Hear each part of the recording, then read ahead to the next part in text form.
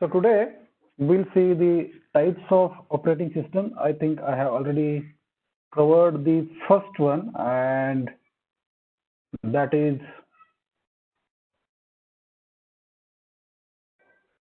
the serial operating system.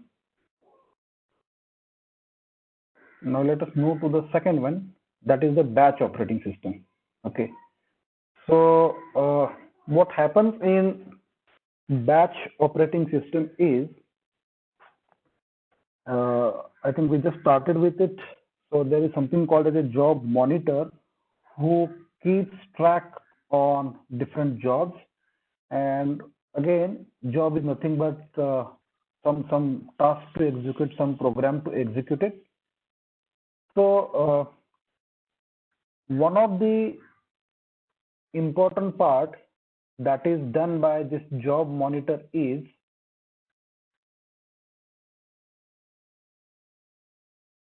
to sort the jobs. Now, why this sorting is required? For that, we need to see one example. So, for example, there is a memory in which, as I mentioned, operating system is always there. Okay, and whatever the required components of operating system, they are loaded as and when required.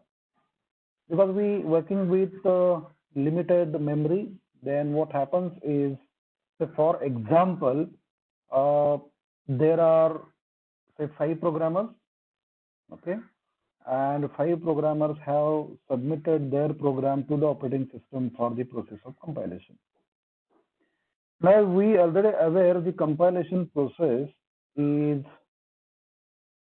involving so many intermediate steps, and those steps are, say for example, first of all we need to do pre-processing, maybe then we need to do compiling, then assembling, then linking, and then the executable file will be created. Where whatever the steps I just mentioned, it needs separate utility from the operating system. So even though we are making use of, think of simple compiler like GCC compiler is there, we give GCC hello.c and it creates a.out. So where GCC is the C compiler, hello.c is my source code, right? Now, even though GCC is the single command you feel, actually it is front end for other utilities. So for example, there is first of all the preprocessor, and the command for that is CPP, C preprocessor. Okay, so CPP command is available there, which will handle all the statements. They starts with hash. Now once pre-processing is done, compiler will convert your code into the object code.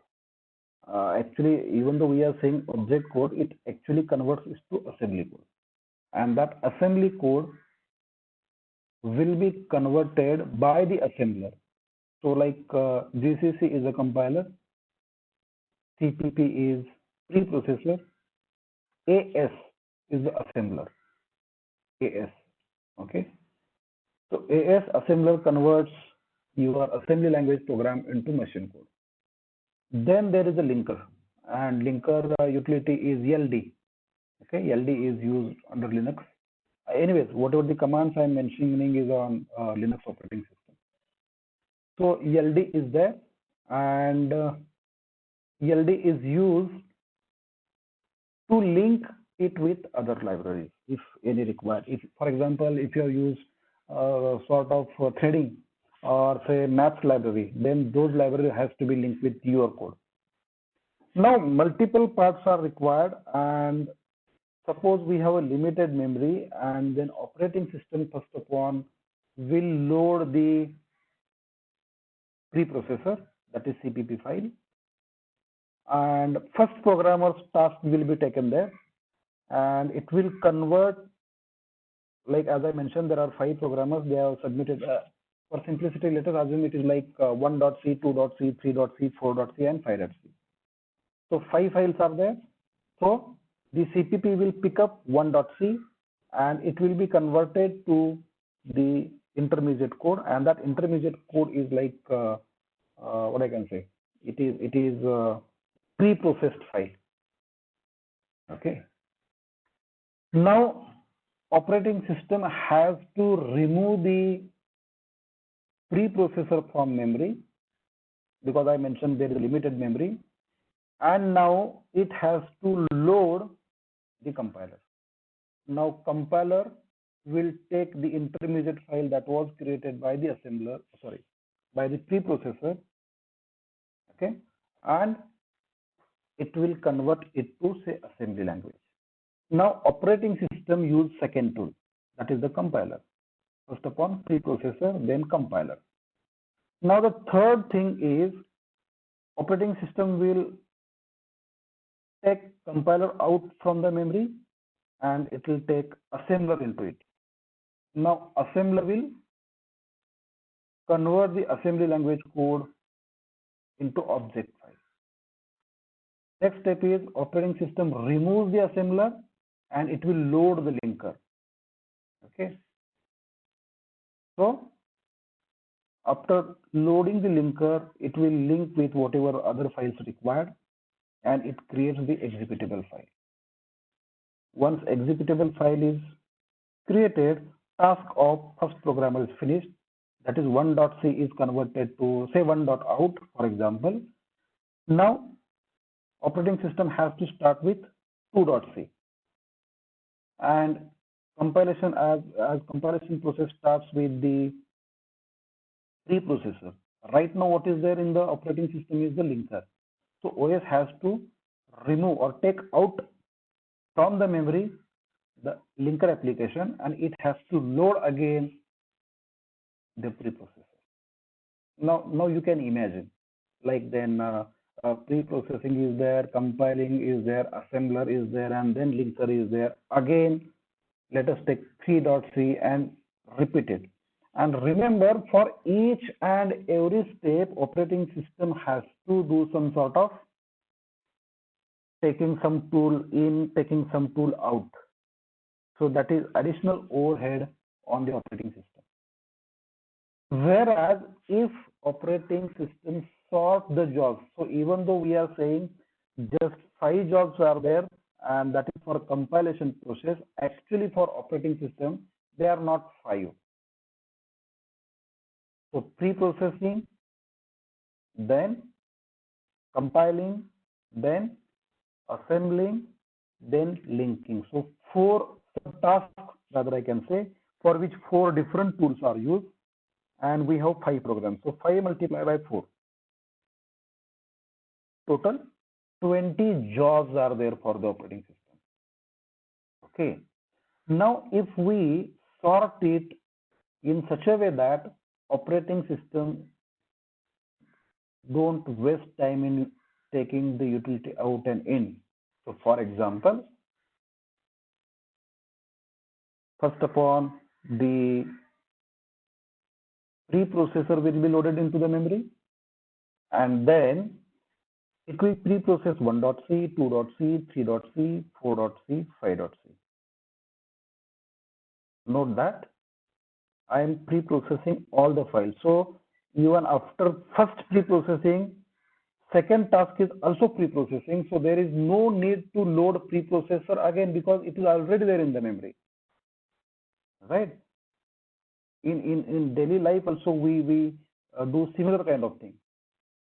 Whatever the tasks assigned to us, we sort them in such a way that we need to do lesser efforts, so that we'll get maximum throughput. Exactly same thing is done in the batch operating system. Okay, so that is the batch operating system, where this part is called as a phasing. Sorting the jobs is called as a phasing in case of batch operating system. Is that clear? So very first thing. And who does all this stuff is a special program of batch operating system, and that is called as a job monitor. Now, because jobs are inserted or submitted in a group, not like single job, maybe multiple jobs are given there. So in order to mark the beginning and end of the job, it makes use of some specialized language, and that is called as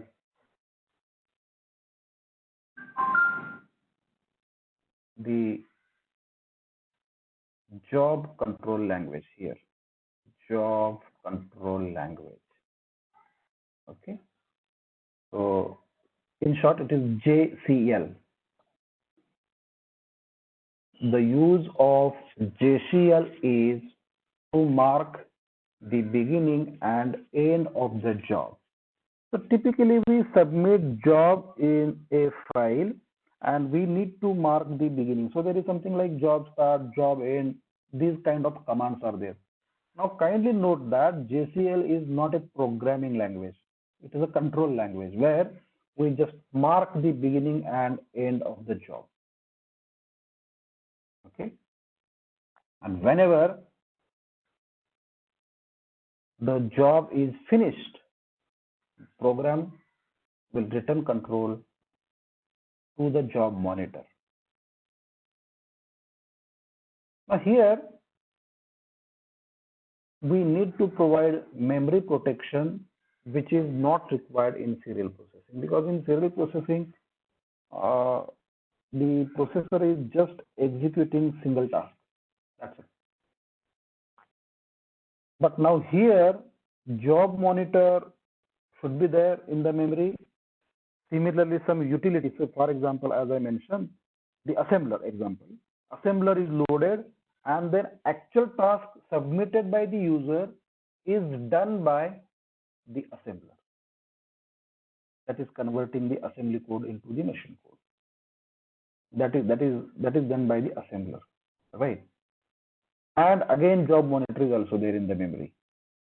So whatever my job is there, which I have submitted, and say, for example, there are some memory statements, go to some address statements. Now that address should not be occupied by either job monitor or by whatever the utility which is working on your job. That means whatever job submitted by the user, it should be have the limited scope. They should not access the memory locations outside of that. So such operating systems like batch OS has to provide memory protection so that the important areas like the job monitor or other utilities should not be accessible to the user jobs. And again, they should provide some sort of privileged mode instructions, and those instructions will be only accessible to the monitor. Okay, so that is the batch operating system. Even if you visit any bank, there also they used to combine the tasks together. Okay, and these combined tasks will be executed in a batch manner. So like a real life example I can say is the preparing bank statements, or maybe payroll systems are there. Okay, so that is the batch operating system. Let us move to the next.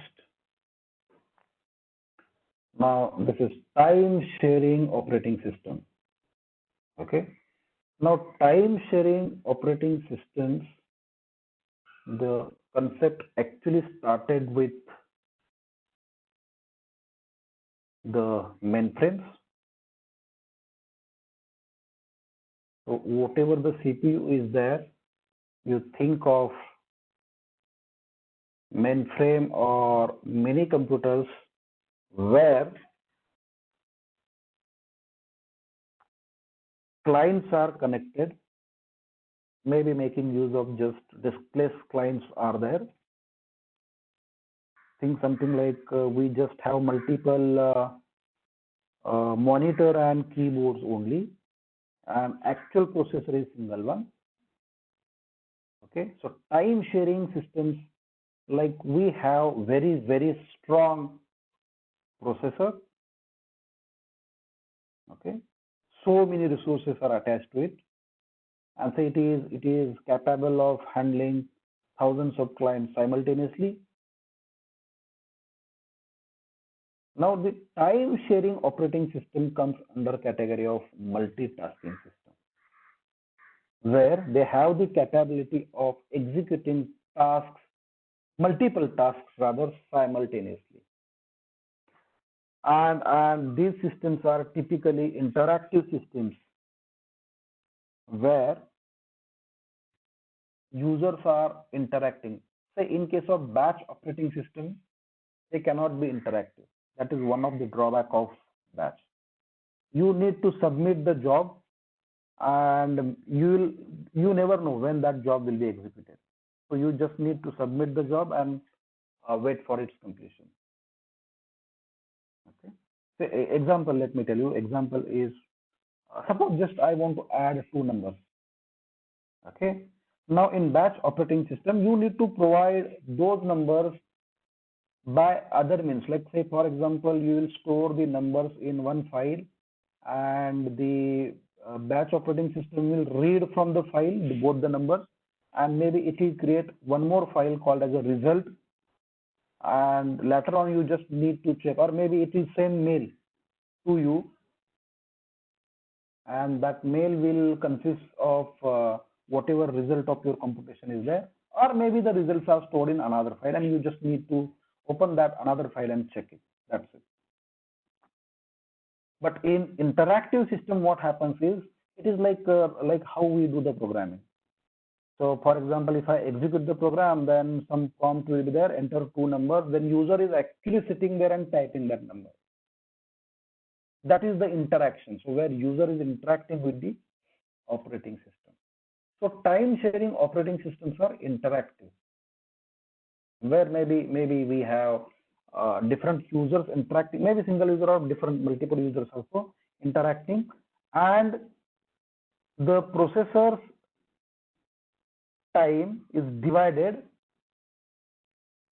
say for example, in a few milliseconds or a few nanoseconds or microseconds.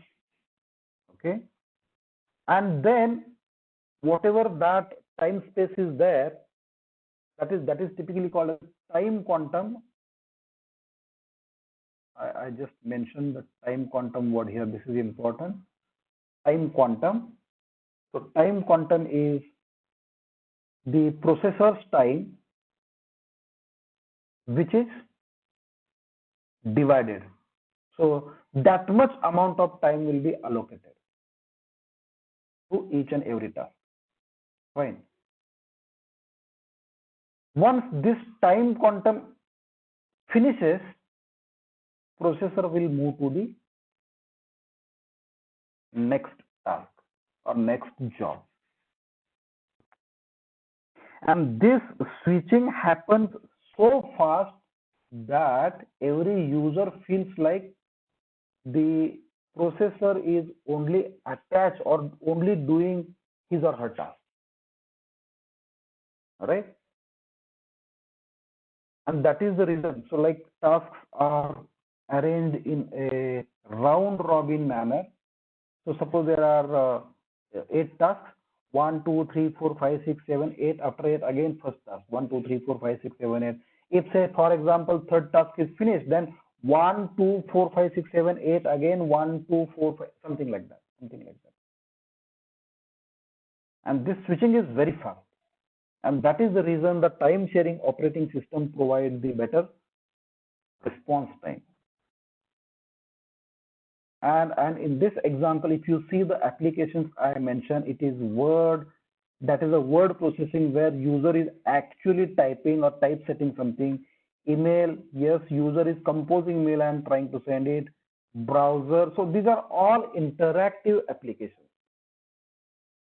Okay, and because of this time sharing, time of CPU is shared. Now how much time? That is the time quantum.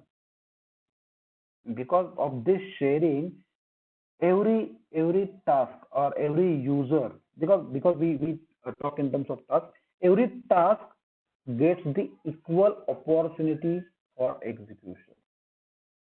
That is the advantage of time sharing operating system. And because of this, I think there is something on chat. Which is the unit of time used for time sharing of it? It actually depends. Like if it is very fast, the process of speed is very fast, then it could be in milliseconds, microseconds. So it is definitely lesser. And maybe again it depends on how many tasks are to execute. If so many tasks are there, definitely we need to reduce the time. Now, only problem with this time sharing system is if the time quantum is less. Okay, if the time quantum is less, because just switching from one task to other task, it is not as simple as it seems, because we have the single set of the registers and the processor. Whenever we are coming back to the task, we should know from where to start. Like program counter keeps track of what is the next instruction to execute, and we have a single program counter there. That means we need to save this kind of information, the information of that task somewhere, and then only we can move to the next task. So that whenever we come back to the first task, we should know from where to start. And this is called as a context of that process, because tasks are in terms of processes only. Okay, so context of that process is, or maybe in case of a thread, context of that thread will be there. Okay, and this part is also called as a context switching. Processor is executing in the context of process or thread, and context switching is like we are switching from one task to other task, which itself needs some time. So maybe it will happen like we are just executing for very small amount of time, and we are wasting much more time for actually switching of the context. That is the reason you need to select the proper time quantum. Okay, so that is one of the requirement. And because of this, what happens is CPU idle time can be reduced. Is very simple thing, because CPU won't be idle. If any process is waiting for some sort of input or output, processor will not stop there. If that process is suspended, fine, it will move to the next task. Okay, so because CPU idle time is reduced, definitely throughput is maximum, right? But then the disadvantage of time sharing operating system is, what about security and integrity of user data? Because as I mentioned, multiple tasks are there, and if they are sharing something, you can imagine something like I have two threads, and there is one global data, and both the threads are accessing the same data. And if it is the time quantum finished in between of that modifying or updating data, then there is definitely inconsistency in data. So operating system has to take care of integrity of the user programs and the data. And again, like I mentioned in batch also, security is also required. Memory protection is also required. So that is the time sharing systems. Okay. Could be the data reliability problem is there. That is one more disadvantage of time sharing. Just I mentioned example of that. Now, if you know the multi-threading, you try that. Okay. or maybe during processes we will see that, because we need to have some sort of synchronization between the multiple processes, multiple tasks. So that is one more additional requirement, and that is the reason time sharing operating systems are somewhat more complex than the batch. Okay, but there are definitely more advantage on this also. The next type of operating system is distributed operating system, where if you see there is a CPU, there is a disk, and there is a memory. So this can be treated as individual operating system, and that is the reason we call it as autonomous. On its own, it can execute. Now here, if you see, there is just CPU and memory, so you can think of this as a diskless client, which will make use of network. It will boot from the network. Still, it can execute on its own. Okay, so they are all autonomous but interconnected. So these interconnections are important.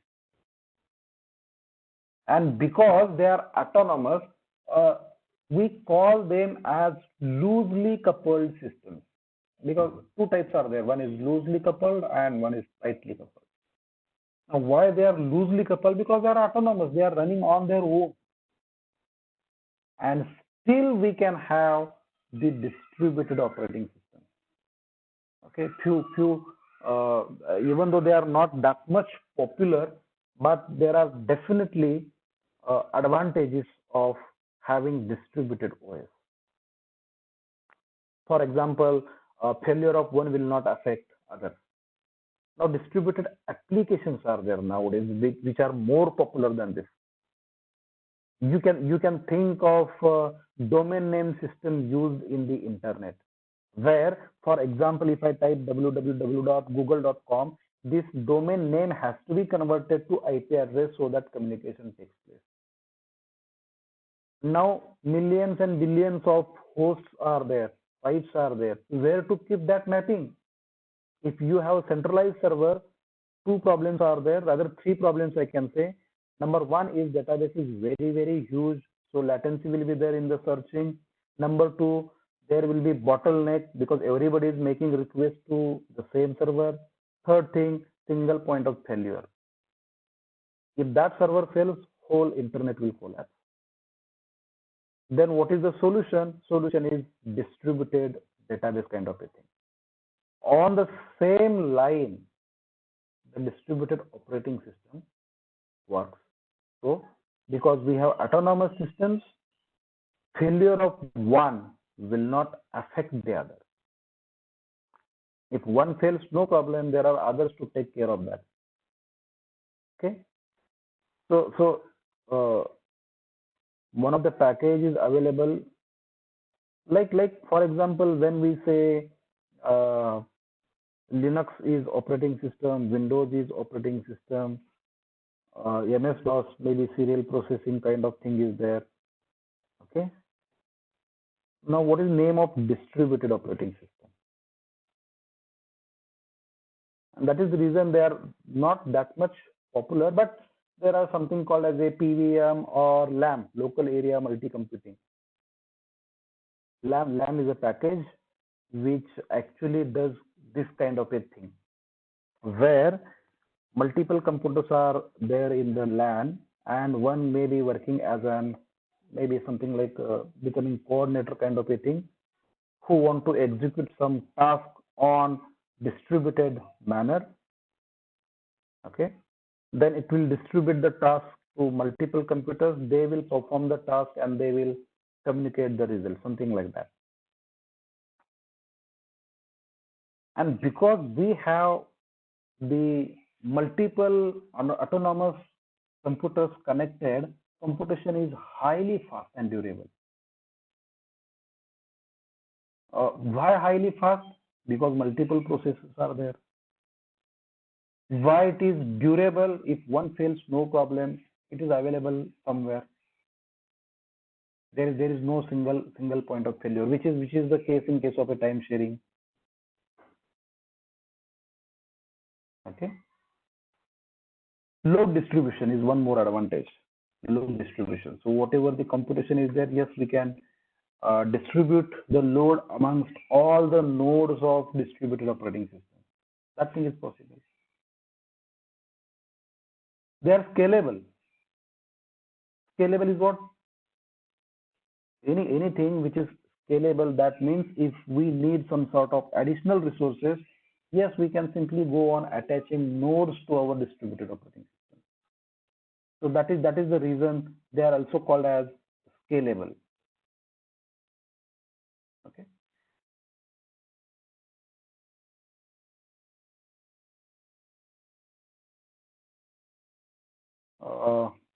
One such example is, I don't know how many of you heard this word, but let me type it here. Locus, LOCUS. Locus is example of distributed operating system. Okay.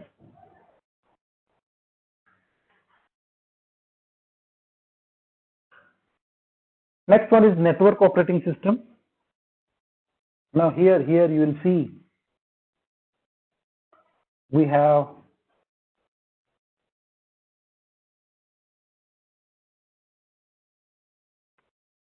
here at the center. Now I have just given example of file server. Now you can think of any service. So one server is there and multiple clients are there. Okay. So typically the network operating system provides the capability to manage data, users, groups, security, application, where meaning fine, managing application is fine. It maybe, for example, suppose multiple clients are there and single server is there. Think of something like antivirus. Okay, so antivirus software is being used by say 25 nodes, and I have a single server. Now that server will download the uploads and all these, sorry, not uploads, updates, antivirus updates, and those updates will be used to update all 25. So no need to again individually download everything. Security. Security, like for example, we can define security policies. One example is like strong password is one of the policies where we need at least the length of password should be 8 characters. It should at least contain one capital letter, one small letter, one digit, one symbol, something like this. So this is the policy. Okay, so we can manage those policies. Let me give example of say Windows 2003 server. Windows Server 2003. This is the operating system that comes with ADS, Active Directory Service, which is used to manage all the stuff on the LAN, where your other nodes can be attached to this network. So that is one of the example of network operating system. Even Linux is also network operating system. Like for example, on Linux we can have the file server. Okay. Now shared access of files, printers, security, for all the stuff we need to provide the shared access. And because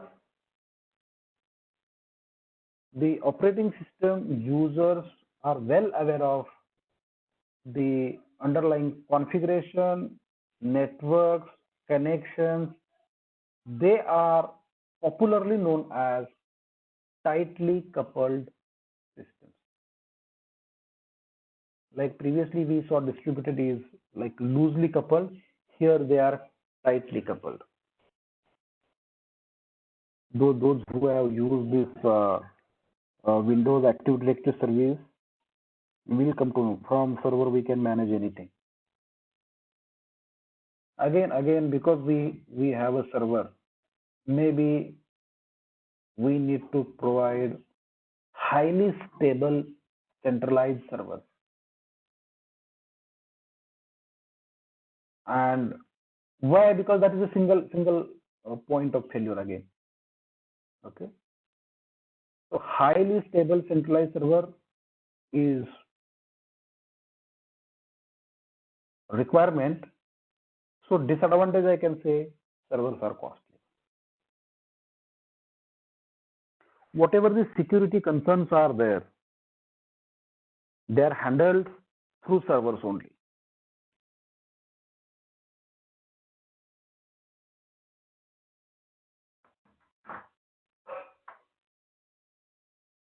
That means, like I mentioned, different policies of security can be employed for all the clients. So just you need to define the policy and that will be applicable for all. Only thing is, maintenance and updates are required regularly to keep the server running. Even though maintenance or updates are required regularly, again, on the advantage side, I can say upgradations are easy. I just give an example of antivirus. Okay, so this is network operating system. Windows, Server 2003, 2008, they are even one of the Windows version that was not so much popular, Longhorn, that was also server operating system, network operating system rather. And most of the Linux and Unix, they are by default network operating system. They have the ability to provide this kind of services. So they are all network operating systems. Next thing is real-time operating system.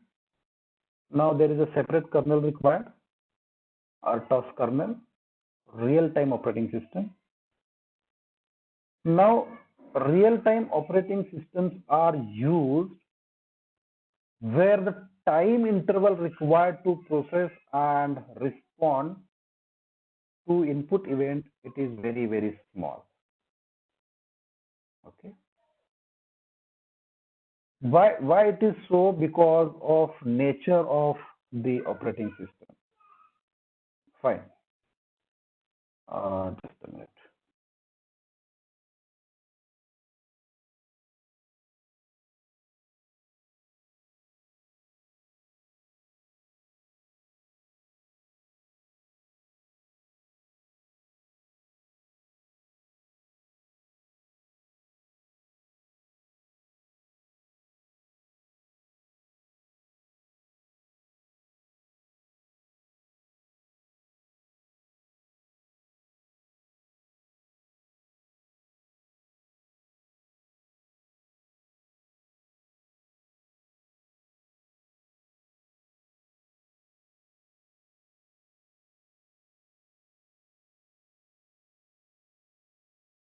Okay.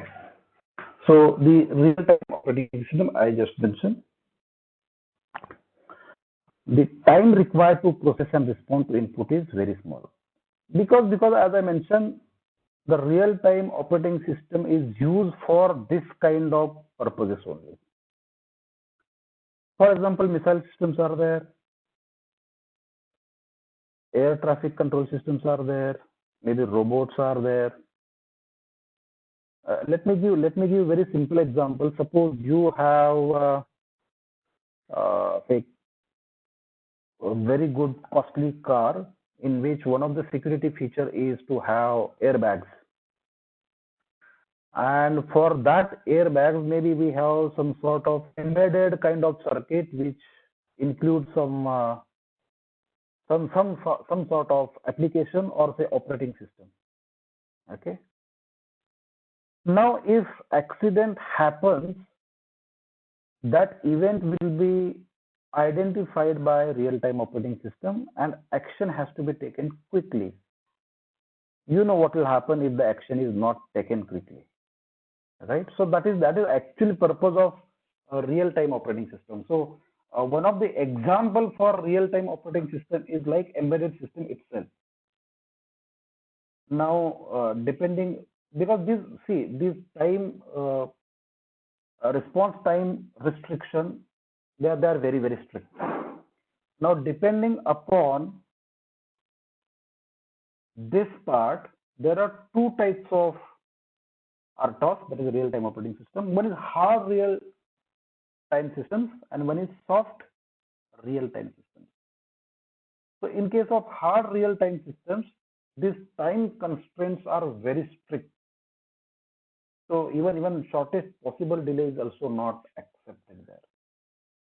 Whereas in case of soft real-time systems, maybe it will allow, so it will less strict. So example, let me take example. Suppose for the employee attendance management in most of the offices nowadays, we have the fingerprint scanners or thumb reader, I can say. Okay.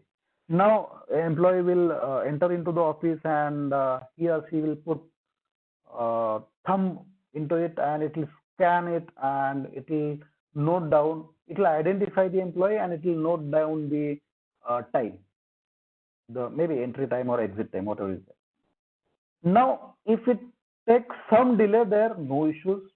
But whatever the example I mentioned where we have, say, airbags, okay, or maybe some sort of robots or some sort of weapon control systems, there maybe the delay is not entertained. Okay, there are of course few advantages of real-time operating system because they are used for that kind of stuff only, wherein we need to focus on application. When I say focus on application, so mainly there is a very, very limited scope for that. And now you may think this as an advantage also and disadvantage also. Advantage, when I say it focus on single application, then definitely it gives better performance for that only. Whatever the circuit used for the airbags cannot do other tasks. Definitely it can't.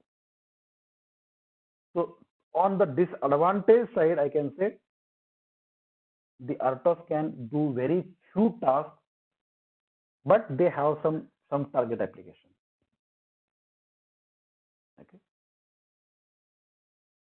Real-time OS can be used in embedded system. Reason behind that is because it is limited for specific tasks. Programs are small, and because programs are small, they can be embedded.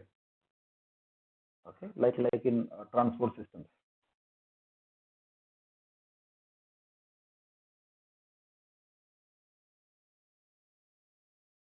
So that is the real-time operating system. Now, I think we have finished different types of operating systems. We started with serial operating system. Anshuman kit was the example I given. Then batch operating system where phasing is done. Then that is sorting of jobs. Then time sharing operating system I mentioned, like with mainframes.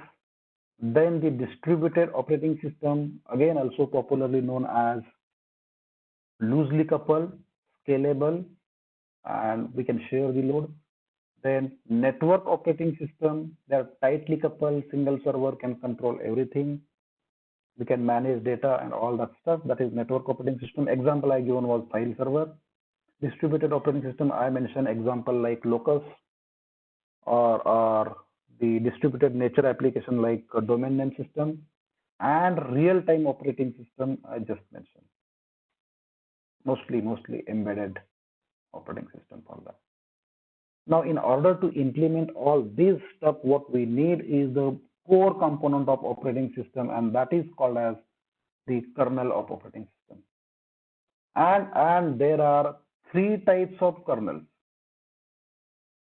There are three types of kernels that can be used. And these three types are the microkernel, the monolithic kernel, and the modular kernel. Now, let us have a look at the microkernel first. What happens in this is, first of all, you need to understand what is the user mode and what is the kernel mode. So kernel mode is most privileged mode which have direct access to your hardware. You can read and write with kernel mode. The problem is whenever you want to modify something, you need to recompile the kernel. So what trick is used in microkernel is they will try to put bare minimum things in the kernel. For example, the IPC, inter-process communication will be there, memory management is there, and scheduling. So that is the bare minimum thing which has to be supported by the operating system. And rest of the things will be moved from kernel mode to user mode. And because it is in user mode, they are very rather, I can say there are less restrictions. You can write your own device drivers, you can have your own file system, more security can be provided in user mode. Okay, and the communication between user mode and kernel mode is through messages. Or you simply call say like message passing library, MPI, or another is through system calls, I can say. Okay. So microkernel, and example is Apple's OS X.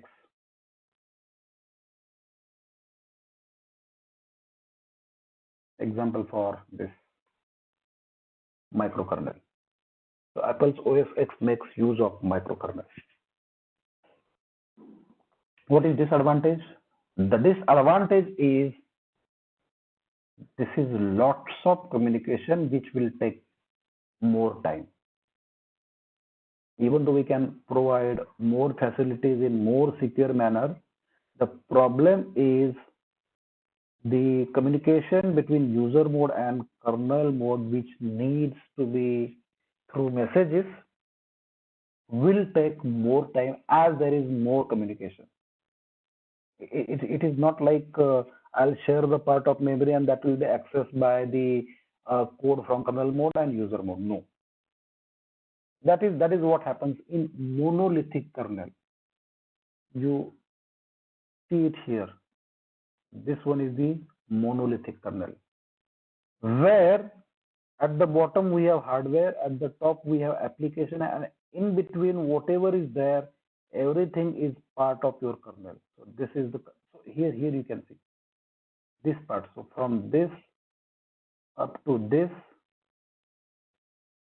is the kernel space, where whatever your file system is there, whatever your virtual file system or inter-process communication, scheduling, virtual memory, device drivers, dispatchers. Dispatchers are again nothing but your schedulers, which will push your process into the processor. All that stuff. So here, when I say monolithic, kernel is very, very huge, heavy. The problem here is whenever you want to add something to monolithic kernel, you need to recompile everything. It is a heavy thing. Okay. Most of the Unix operating systems make use of monolithic. Example I would like to mention is say AIX. AIX, it makes use of AIX is operating system. It is Unix actually by IBM. They makes use of this monolith. Most of the Unix makes use of monolithic kernel. Now try to compare it, the microkernel and the monolithic kernel. Here, file system is in user space, file system is here in kernel space. Device drivers are in user space, device drivers are in the kernel space. Maybe IPC, application IPC, of course, will be in the user space, it is here in the kernel space. The facilities could be same, no doubt at all, But the thing is where those facilities or services implemented, the place. So in as the name micro means small, monolithic is something bigger. Advantage here is whatever that message passing library is required, it is not required here because everything is in the same space. They can directly share the memory. Because they can directly share the memory, it is less secure. Here it is more secure. But then the problem is we need to have more traffic for the communication. Okay. Now, in between these two, there is something called as modular kernel, which will take advantage of both. And many modern operating systems, they implement loadable kernel models. So it is something like the original kernel is like microkernel, but still it has facility to load other modules. It's kind of object-oriented approach by which we will implement the modules and load into the kernel. Whenever you want to add some facility, because we have loadable kind of a thing, yes, no need to recompile other part, but just make use of loadable kernel module, where components of kernel are separate. They are implemented separate. Even though they are separate, there is a common interface by which they can communicate with each other.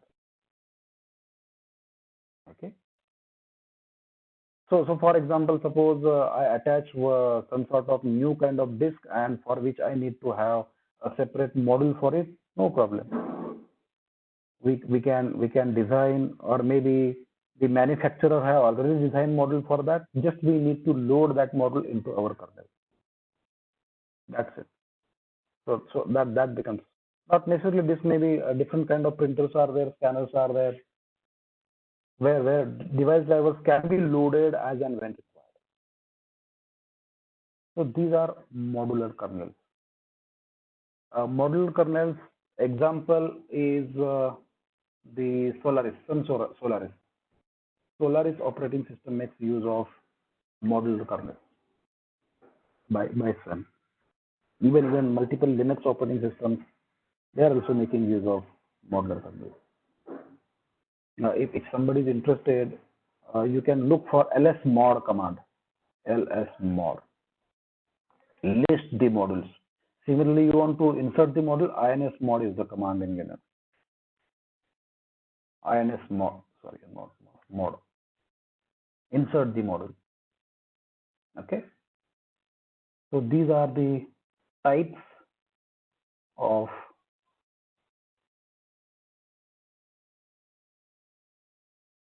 kernels.